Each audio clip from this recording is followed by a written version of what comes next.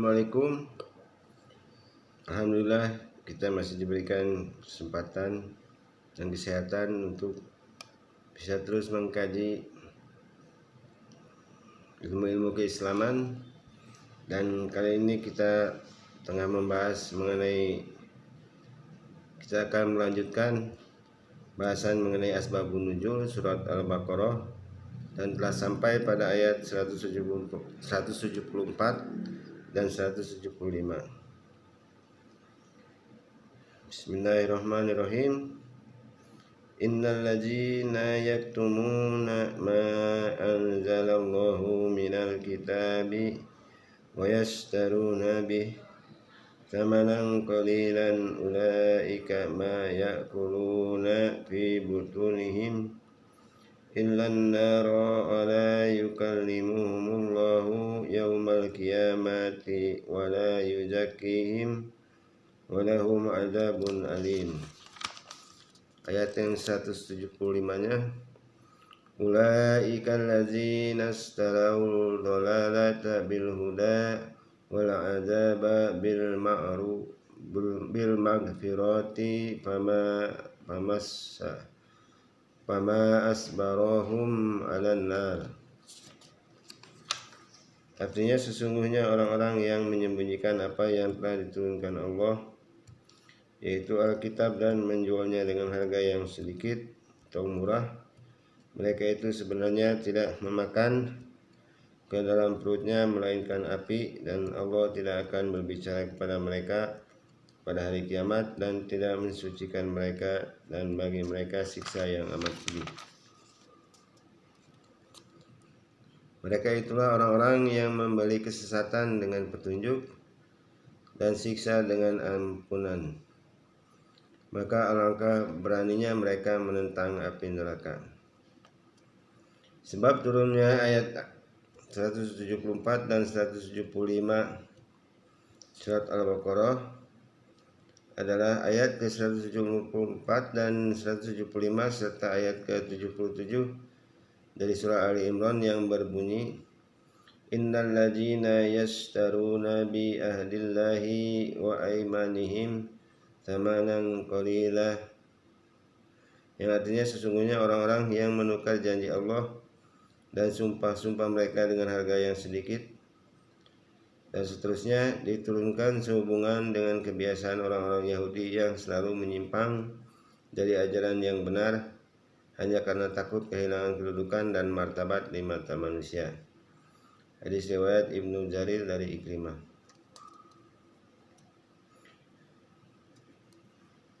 Ayat ke-174 dan 175 surat Al-Baqarah diturunkan sehubungan dengan peristiwa para ulama Yahudi yang biasa mendapatkan sanjungan dan penghormatan dari rakyat bawahannya. Mereka mempunyai pengharapan yang besar agar Rasulullah SAW yang diutus Allah ke permukaan bumi berasal dari kalangan mereka. Ketika Muhammad bin Abdullah yang diutus Allah menjadi Rasul bukan dari kalangan mereka, maka orang-orang Yahudi takut kehilangan sumber keuntungan, kedudukan, pengarah, dan wibawa. Oleh karena itu, mereka segera mengadakan perubahan-perubahan tentang sifat-sifat Muhammad yang terdapat dalam kitab mereka, yaitu kitab Taurat.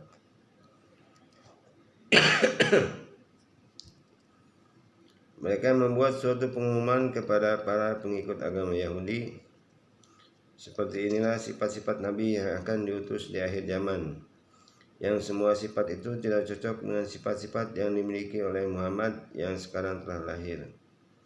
Ayat ini diturunkan sebagai penjelasan tentang sifat kecurangan dan kebohongan orang-orang Yahudi tersebut, sehingga Allah SWT mengancam mereka dengan siksaan yang pedih.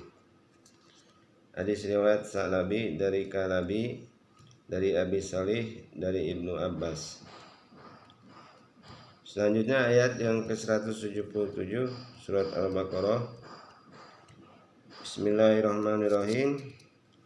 Laisal birra an tuwallu wujuhakum kibalal masyriqi wal maghribi walakinnal birra man amana billahi wal yawmil akhir wal malaikati wal kitabi wan nabiyina wa atal mala ala hubbihi zawil qurba wal yatama wal masakin wa ibnas sabil wasailina wa birruqabi wa aqamas salata wa ataz zakata wal mufuna bi ahdihim idza ahadu was-sabirina fil ba'sa'i wad dara'i wa hinal ba'si ulaika alladzina sadaqu wa ulaika humul muttaqun. Artinya, bukanlah menghadapkan wajahmu ke arah timur dan barat itu suatu kebaktian.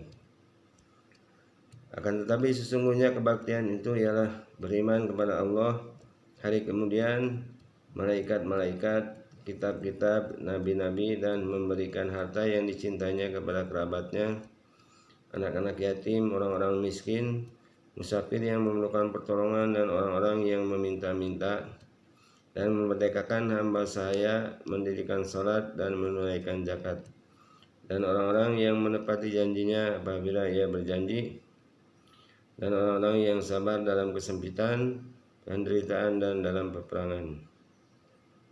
Mereka itulah orang-orang yang benar imannya, dan mereka itulah orang-orang yang bertakwa.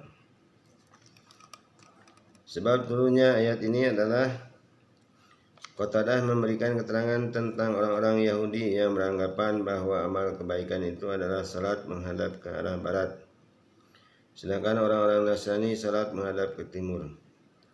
Sehubungan dengan keadaan dan anggapan orang-orang Yahudi dan Nasrani, maka Allah SWT menurunkan ayat ke-177 surat Al-Baqarah sebagai jawaban terhadap anggapan mereka. Kebaikan bukanlah menghadapkan wajah ke timur atau ke barat, tetapi keimanan kepada Allah SWT serta berbuat baik terhadap sesama. Hadis riwayat Abdul Razak dari Ma'mar dari Qatadah. Ayat ke-177 surat Al-Baqarah diturunkan sehubungan dengan pertanyaan seorang lelaki yang ditujukan kepada Rasulullah SAW tentang pengertian birri atau amal kebaikan. Setelah ayat ini diturunkan, maka Rasulullah SAW memanggil lelaki tersebut.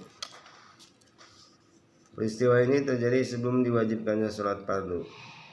Pada waktu itu, apabila seseorang telah mengucapkan kalimat syahadat, yaitu asyhadu an la ilaha illallah wa asyhadu anna muhammadar rasulullah, yang artinya aku bersaksi bahwa sesungguhnya tiada Tuhan yang wajib disembah melainkan Allah, dan sesungguhnya Muhammad adalah pesuruh Allah, kemudian dia meninggal dalam keadaan tidak murtad, maka dia tetap beriman dan mempunyai peluang besar untuk mendapatkan kenikmatan surga. Tetapi orang-orang Yahudi mempunyai anggapan bahwa yang dinamakan kebaikan ialah apabila melakukan salat menghadap ke arah barat, sedangkan anggapan orang-orang Nasrani beranggapan pula bahwa kebaikan adalah salat menghadap ke timur. Ayat ke-177 diturunkan sebagai jawaban terhadap pertanyaan lelaki tersebut yang sekaligus merupakan bantahan terhadap anggapan orang-orang Yahudi dan Nasrani. Kebaikan menurut Islam ialah beriman kepada Allah dan berbuat baik terhadap sesama, serta melakukan ibadah sebagaimana yang disebutkan dalam ayat itu. Hadis riwayat Ibnu Jarir dan Ibnu Munzir dari Qatadah. Selanjutnya ayat yang ke-178 surat Al-Baqarah. Bismillahirrahmanirrahim. Ya ayyuhalladzina amanu kutiba alaikumul qisasu fil qatla al-hurru bil hurri wal abdu bil abdi wal unsa bil unsa faman ufiya lahu min akhihi syai'un fa itba'un bil ma'rufi wa ada'un ilaihi bi ihsanin dzalika tahfifum min rabbikum wa rahmatun famani tada ba'da dzalika falahu adzabun alim. Artinya, hai orang-orang yang beriman, diwajibkan atas kamu qisas berkenaan dengan orang-orang yang dibunuh. orang merdeka dengan orang merdeka, hamba dengan hamba, dan wanita dengan wanita. Maka barang siapa yang mendapat suatu pemaafan dari saudaranya, hendaklah yang memaafkan mengikuti dengan cara yang baik, dan hendaklah yang diberi maaf membayar diat kepada yang memberi maaf dengan cara yang baik pula. Yang demikian itu adalah suatu keringanan dari Tuhan kamu dan suatu rahmat. Barang siapa yang melampaui batas sesudah itu, maka baginya siksa yang sangat pedih. Sebab turunnya ayat ini adalah dikala Islam hampir disyariatkan pada zaman jahiliyah, ada dua suku bangsa Arab yang mengadakan peperangan. Di antara mereka ada yang terbunuh dan ada pula yang menderita luka-luka. Bahkan dalam peperangan itu mereka membunuh hamba sahaya dan orang-orang wanita. Mereka belum sempat membalas dendam kepada pihak musuh, sebab mereka terburu memeluk agama Islam. Masing-masing dari dua suku bangsa Arab itu merasa sombong dengan jumlah pasukan dan kekayaan harta benda, serta bersumpah untuk tidak ridho apabila hamba-hamba saya yang terbunuh itu tidak diganti dengan orang merdeka dan wanita diganti dengan orang pria. Peristiwa yang seperti itu telah melatar belakangi turunnya ayat ke-178 surat Al-Baqarah yang menegaskan tentang hukum qisas. Hadis riwayat Ibnu Abi Hatim dari Sa'id dari Jubair. Penjelasan, qisas ialah mengambil pembalasan yang sama. Qisas itu tidak dilakukan apabila yang membunuh mendapat kemaafan dari ahli waris yang terbunuh, yaitu dengan membayar diat atau ganti rugi yang wajar. Pembayaran diat diminta dengan baik, umpamanya dengan tidak mendesak yang membunuh, dan yang membunuh hendaklah membayarnya dengan baik, umpamanya tidak menangguh-nangguhkannya. Bila ahli waris si korban setelah Tuhan menjelaskan hukum-hukum ini, membunuh yang bukan si pembunuh atau membunuh si pembunuh setelah menerima diat, maka terhadapnya di dunia diambil qisas dan di akhirat mendapat siksa yang pedih. Selanjutnya ayat 184 surat Al-Baqarah. Bismillahirrahmanirrahim. Ayyaman ma'dudatin faman kana minkum maridan aw ala safarin fa iddatum min ayyamin ukhra wa 'alal ladzina yutiqunahu fidyatun ta'amu miskinin faman tatawwa'a khairan fa huwa khairul lah wa antasumu khairul lakum in kuntum ta'lamun. Artinya yaitu dalam beberapa hari yang tertentu. Maka jika di antara kamu ada yang sakit atau dalam perjalanan lalu ia berbuka, maka wajiblah baginya berpuasa sebanyak hari yang ditinggalkan itu pada hari-hari yang lain. Dan wajib bagi orang-orang yang berat menjalankannya jika mereka tidak berpuasa membayar fidyah, yaitu memberi makan seorang miskin. Barang siapa yang dengan kerelaan hati mengerjakan kebaikan, maka itulah yang lebih baik baginya, dan berpuasa lebih baik bagimu jika kamu mengetahui.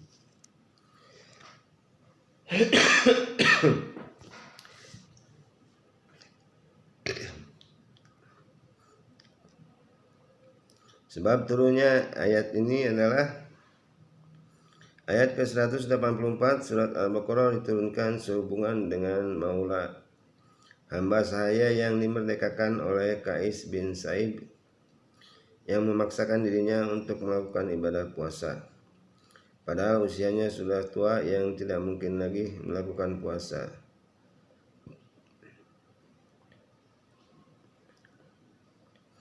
Dengan diturunkannya ayat ini, dia segera berbuka dan membayar fidyah dengan memberikan sedekah kepada fakir miskin. Selama dia tidak melakukan puasa di setiap harinya, memberi makan kepada seorang fakir atau miskin.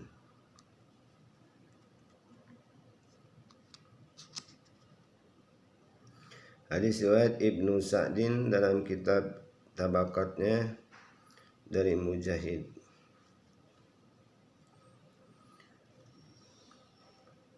Berikutnya Ayat ke-186 surat Al-Baqarah. Bismillahirrahmanirrahim. Wa idza sa'alaka ibadi anni fa inni qaribun ujibu da'watad da'i idza da'ani wal yastajibu li wal yu'minu bi la'allahum yarshudun. Artinya, dan apabila hamba-hambaku bertanya kepadamu tentang aku, maka jawablah bahwasanya aku adalah dekat. Aku mengabulkan permohonan orang yang mendoa apabila ia berdoa kepadaku, maka hendaklah mereka itu memenuhi segala perintahku dan hendaklah mereka beriman kepadaku agar mereka selalu berada dalam kebenaran. Sebab turunnya ayat ke-186 surat Al-Baqarah ini adalah ayat ke-186 diturunkan sehubungan dengan datangnya seorang Arabi atau orang Arab pedalaman kepada Rasulullah SAW yang mengajukan pertanyaan, "Wahai Rasulullah, apakah Tuhan kita itu dekat sehingga kami dapat mengajukan permohonan kepadanya, atau jauh sehingga kami harus berdoa dengan suara yang keras kepadanya?" Mendengar pertanyaan itu, Rasulullah SAW terdiam, sehingga kemudian turunlah ayat ini sebagai jawaban atas pertanyaan orang Arab tersebut.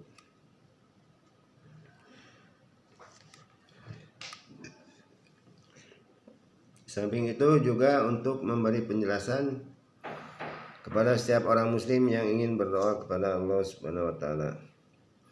Hadis riwayat Ibnu Jarir, Ibnu Abi Hatim, Ibnu Murdawai, Abu Syaid dan lainnya dari beberapa jalan.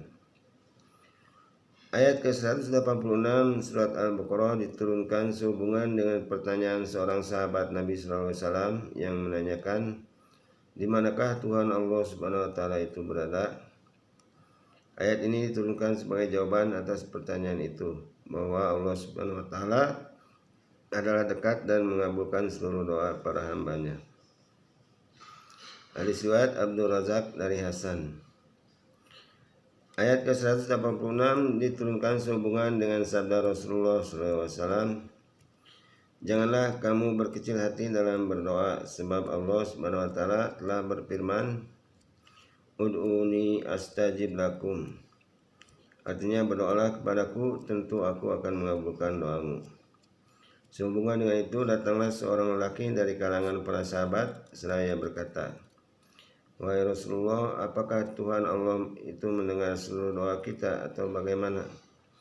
Dengan adanya pertanyaan tersebut, maka Allah Subhanahu wa taala menurunkan ayat ini sebagai jawaban atas pertanyaan seorang sahabat tersebut. Hadis riwayat Ibnu As-Sakir dari Ali bin Abi Thalib.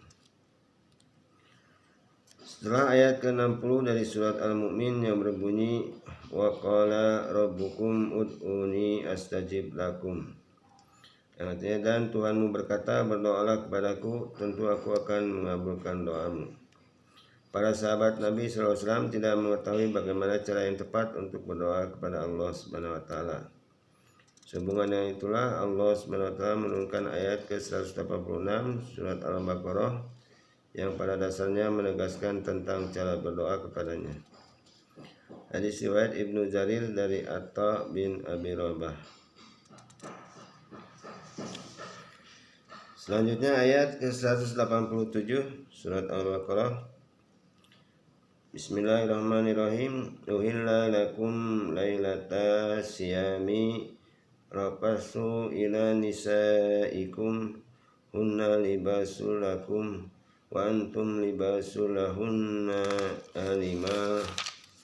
alimallahu annakum kuntum tahtanun anfusakum fataba alaikum wa afa ankum wal ana bashiruhunna wabtagu ma kataballahu lakum wa kulu washrabu hatta yatabayyana lakumul khaytul abyad minal khaytil aswadi minal fajri thumma atimu siyama ilal laili ولا تباشروهن وأنتم آكفون في المساجد تلك حدود الله فلا تقربوها كذلك يبين الله آياته للناس لعلهم yattaqun. Artinya dihalalkan bagi kamu pada malam hari puasa bercampur dengan istri-istri kamu. Mereka itu adalah pakaian bagimu dan kamu pun adalah pakaian bagi mereka. Allah mengetahui bahwasanya kamu tidak dapat menahan nafsumu. Karena itu Allah mengampuni kamu dan memberi maaf kepadamu. Maka sekarang campurilah mereka dan carilah apa yang telah ditetapkan Allah untukmu.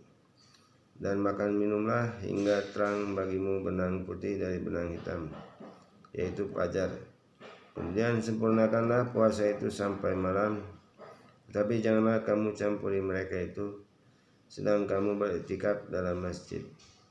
Itulah larangan Allah, maka janganlah kamu mendekatinya. Demikianlah Allah menerangkan ayat-ayatnya kepada manusia supaya mereka bertakwa.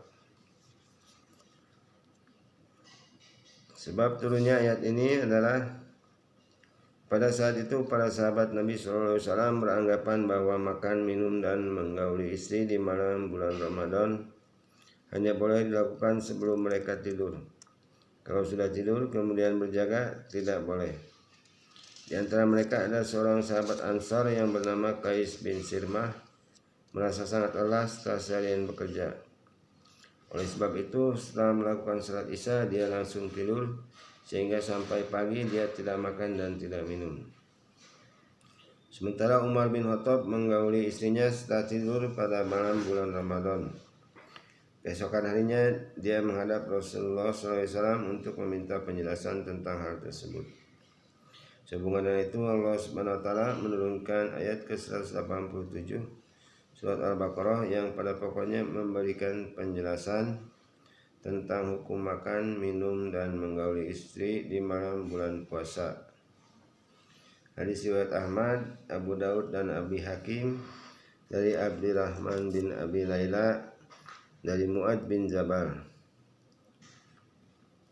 Ada seorang sahabat Nabi SAW tidak mau makan dan minum pada malam bulan puasa. Pada malam itu dia tidak mau makan dan minum sama sekali lantaran tertidur di kala waktu berbuka tiba. Dan pada keesokan harinya dia pun terus berpuasa lagi. Salah seorang sahabat yang lain yang bernama Qais bin Sirmah di kala waktu berbuka telah tiba meminta makanan kepada istrinya, tetapi belum juga tersedia. Sewaktu istrinya menyajikan makanan, dia tertidur karena lelah seharian bekerja. Dikala istrinya mendapatkan sang suami tidur, dia berkata, "Wahai celaka engkau." Pada tengah siang keesokan harinya, Qais bin Sirmah pingsan karena di malam harinya tak makan dan tak minum. Berita kejadian ini sampai kepada Rasulullah SAW. Sehubungan dengan itu Allah Subhanahu Wa Taala menurunkan ayat ke-187 surat Al-Baqarah yang memberikan penjelasan tentang hukum makan dan minum di malam hari bulan puasa, sehingga kaum muslimin merasa bahagia dan gembira dengan turunnya ayat ini. Hadis riwayat Bukhari dari Bara. Berikutnya, para sahabat Nabi SAW apabila bulan Ramadan tiba, mereka tidak mau lagi mendekati istrinya selama sebulan penuh. Akan tetapi di antara mereka ada yang tidak kuat lagi menahan nafsu seksnya, sehingga mereka terpaksa berkumpul dengan istrinya. Sehubungan dengan itu maka Allah Subhanahu Wa Taala menurunkan ayat ke-187 surat Al-Baqarah yang menegaskan bahwa Allah mengetahui bahwa mereka tidak kuat menahan nafsu seksnya, sehingga dihalalkan bagi mereka mengumpuli istrinya di malam bulan Ramadan. Hal tersebut merupakan kebijaksanaan dari Allah Subhanahu Wa Taala terhadap hambanya. Hadis riwayat Bukhari dari Bara.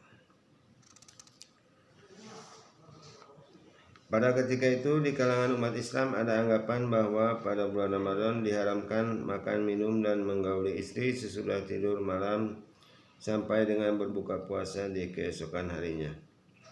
Pada suatu waktu Umar bin Khattab pulang dari rumah Rasulullah SAW sudah terlalu larut malam. Dia berkeinginan untuk menggauli istrinya, tetapi si istri berkata, aku sudah tidur. Umar bin Khattab berkata, kau tidak tidur. Dan pada malam itu Umar bin Khattab menggauli istrinya. Hal ini juga dilakukan oleh sahabat Ka'ab. Keesokan harinya Umar bin Khattab menceritakan hal itu kepada Rasulullah SAW. Sehubungan dengan itu Allah SWT menurunkan ayat ke-187 yang menegaskan tentang dihalalkannya makan, minum, dan menggauli istri di malam bulan Ramadan sekalipun telah tidur sepanjang belum imsak. Hadis riwayat Ahmad, Ibnu Jarir, dan Ibnu Abi Hatim.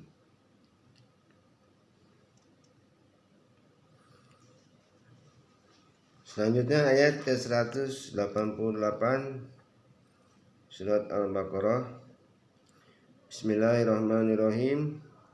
Wala ta'kulu amwalakum bainakum bil batili wa tudlu biha ilal hukami litakulu fariqam min amwalin nasi bil ithmi wa antum ta'lamun. Artinya, dan janganlah sebagian kamu memakan harta sebagian yang lain di antara kamu dengan jalan yang batil, dan janganlah kamu membawa urusan harta itu kepada hakim supaya kamu dapat memakan sebagian daripada harta benda orang lain itu dengan jalan berbuat dosa, padahal kamu mengetahui. Sebab turunnya ayat ke-188 ini adalah ayat ini diturunkan sehubungan dengan orang yang bernama Qais bin Abi dan Abdan bin Ashwa al-Hadrami yang bertengkar masalah tanah. Qais bin Abis berusaha untuk mendapatkan tanah itu dengan bersumpah di hadapan hakim. Ayat ini diturunkan oleh Allah SWT untuk memberi peringatan kepada orang-orang yang suka merampas hak orang lain dengan cara yang batil. Hadis riwayat Ibnu Abi Hatim dari Sa'id bin Jubair. Riwayat yang lainnya, pada ketika itu ada seorang sahabat yang memiliki harta kekayaan yang dipersengketakan. Padahal dia sebagai pemilik resmi tidak memiliki saksi yang kuat, sehingga ada seseorang yang bermaksud memilikinya mengadukan kepada hakim.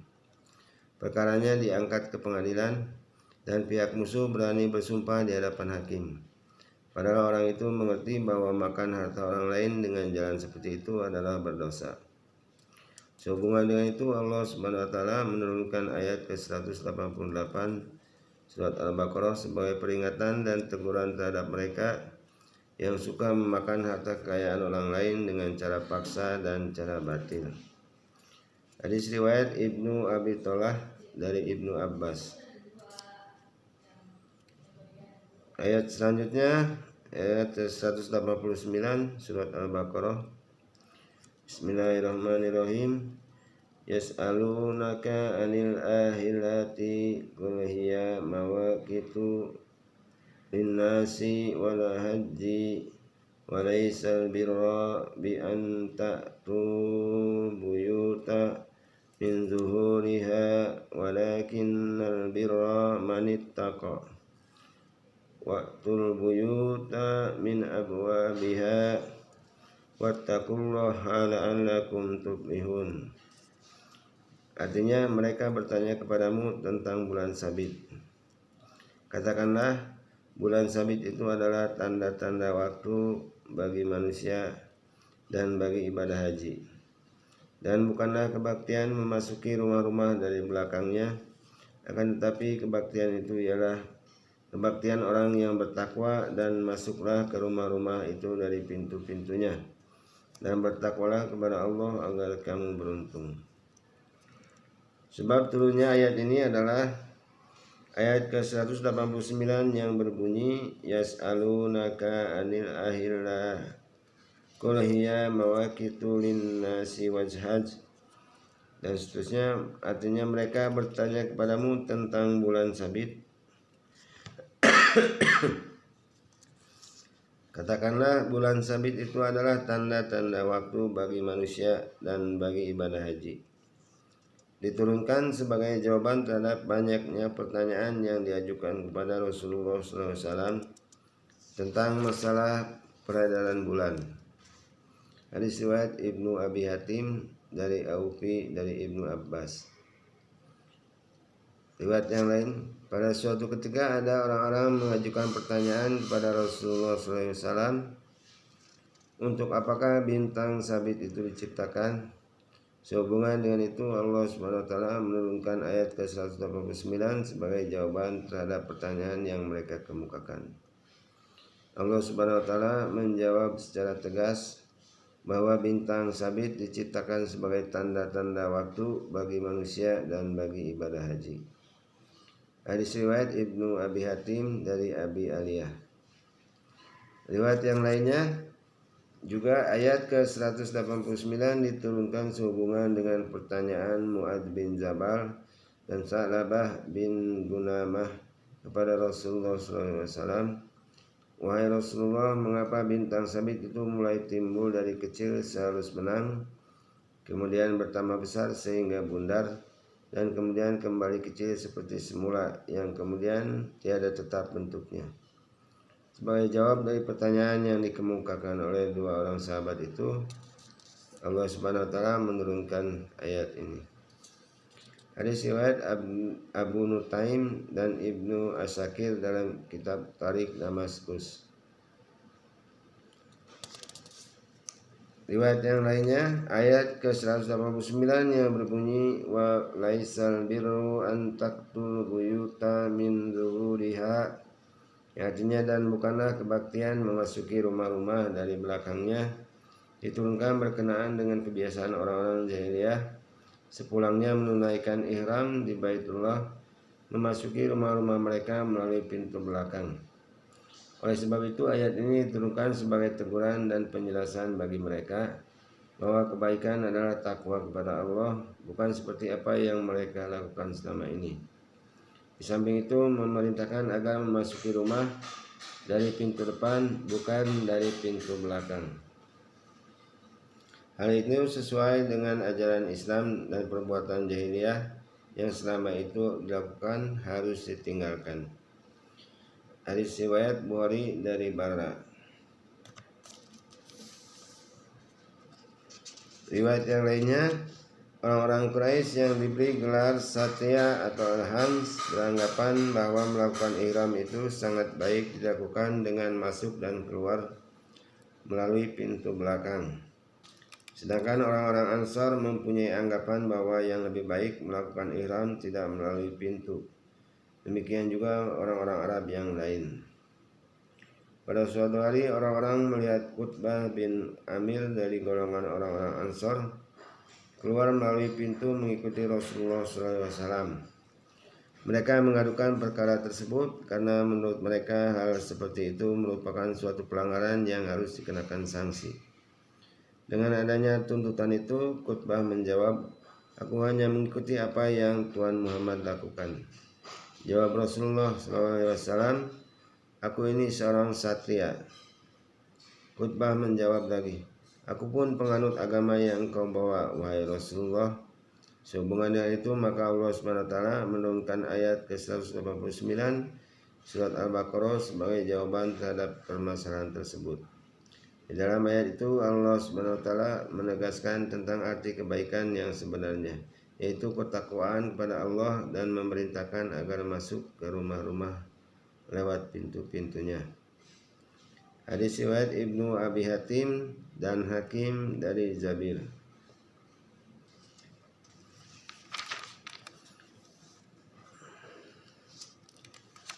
Demikianlah bahasan kita kali ini, membahas surat Al-Baqarah ayat ke-174 sampai dengan ayat ke-189, dan akan kita lanjutkan pada kesempatan lain. Mudah-mudahan bermanfaat. Wassalamualaikum warahmatullahi wabarakatuh.